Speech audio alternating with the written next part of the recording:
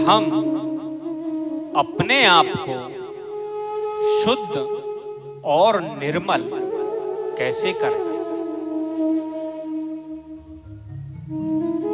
हम अपने घर में जो प्रसाद बनाते हैं, शुद्ध सात्विक प्रसाद जो बनाते हैं, उसका भोग प्रभु को लगाएं और उसके बाद स्वयं ग्रहण करें, उसको प्रसाद समझकर। प्रभु का स्नान कराया हुआ जल चरणामृत स्वरूप ग्रहण करें। प्रभु का दिया हुआ मंदिर में प्रसाद या घर में लगाया हुआ माखन मिश्री आदि प्रसाद रोजाना नियमित रूप से ग्रहण करें।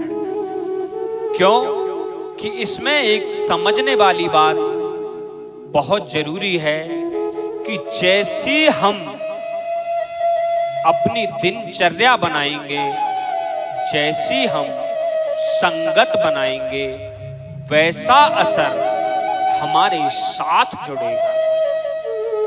अगर हमारी दिनचर्या गलत है, आलसी है, विचार गलत है, चिंतन गलत है, तो हमारा कर्म ना शुद्ध होगा, ना ही सात्विक होगा और ना ही बुद्धि सही काम करेगी। सबसे पहले जीव को खुद को बदलने के लिए प्रभु की जो प्रसादी है, चरणामृत है, लगा हुआ भोग है, उसको नियमित अपने जीवन में जोड़ो, जिससे बुद्धि शुद्ध हो। जिस दिन बुद्धि शुद्ध हो गई, उसी दिन से सात्विकता अंदर प्रवेश कर जाएगी और हर चीज आनंदमयी और सात्विक लगने लगेगी। अगर हम अपने शरीर पर गंध लगाएं तो सब हमको गंदा कहेंगे। अगर हम अपने शरीर पर तिलक लगाएं, मस्तक पर तिलक लगाएं, सात्विक जिए, तो सब हमको भक्त, ठाकुर जी का भक्त कहने लगे। आपको ये विचार करना है कि हमको क्या लगाना है, गंध लगानी है या उस ईश्वर का दिया हुआ प्रसाद ग्रहण करना है, बनाया हुआ टीका लगाना है। सात्विक होने के लिए कुछ सात्विक नियमों का पालन करना पड़ता है।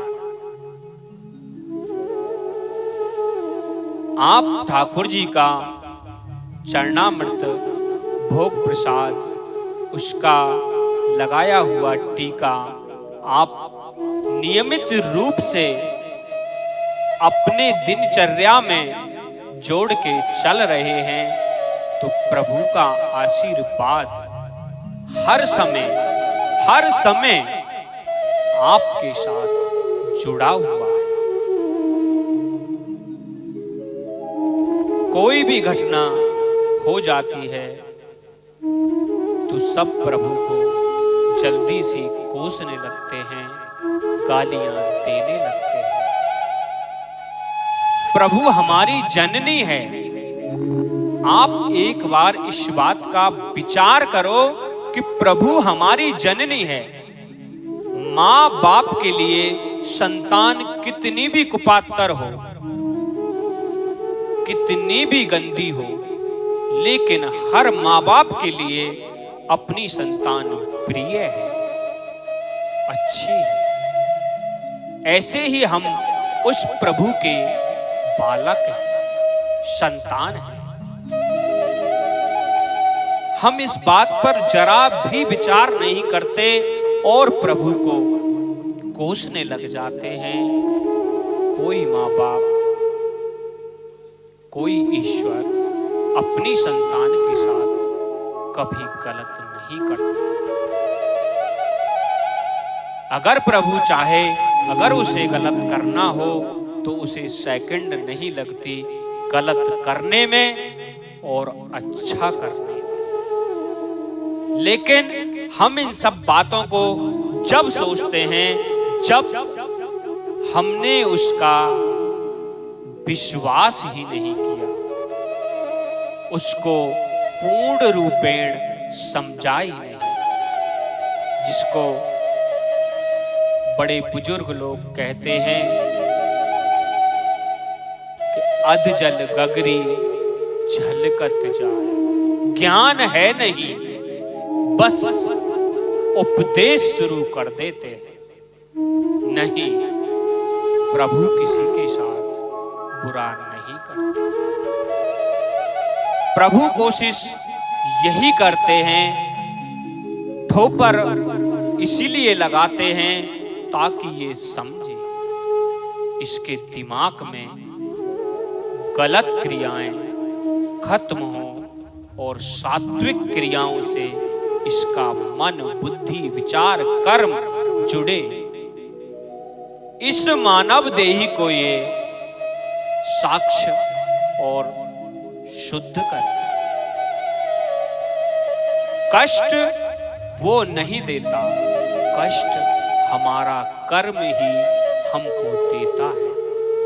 बार बार हर महापुरुष, सभी ग्रंथ कर्म को प्रधान बताते हैं। कर्म को अगर जीव समझ गया तो सात्विकता अपने आप उत्पन्न हो जाएगी और जीव सात्विक हो जाएगा। पहले अपनी तरफ झांक के देखो कि हम किस तरीके से चल रहे हैं, कैसा कर रहे हैं। दूसरे की तरफ आप मत देखो, उसकी तरफ तो उसका कर्म देखेगा या ईश्वर देखेगा। तुम स्वयं अपनी तरफ देखो कि तुम कहां चल रहे हो, सही चल रहे हो या गलत चल रहे हो। दूसरे को गलत ठहराने में जरा भी देर नहीं और अपने बारे में खुद का ज्ञान नहीं, इस चीज से बचो, बुराइयां मत देखो। शास्त्र के अंदर एक कहावत है, बुरा जो देखन में चला, बुरा न मिलिए को।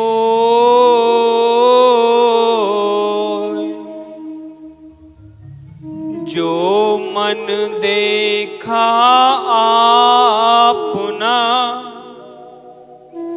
मुझसे बुरा न कोई। क्यों? कि मैं दूसरे के अंदर जो बुराइयां देख रहा हूं वो तभी तक देख रहा हूं क्योंकि मेरे खुद के अंदर बुराइयां हैं। अगर मेरे खुद के अंदर बुराइयां नहीं होती, अच्छाइयां होती, तो मैं सामने वाले के भी अंदर अच्छाइयां देखता। इस शब्द को समझो, कहने में देरी करो, विचार के बोलो, सही बोलो, मृदु बोलो।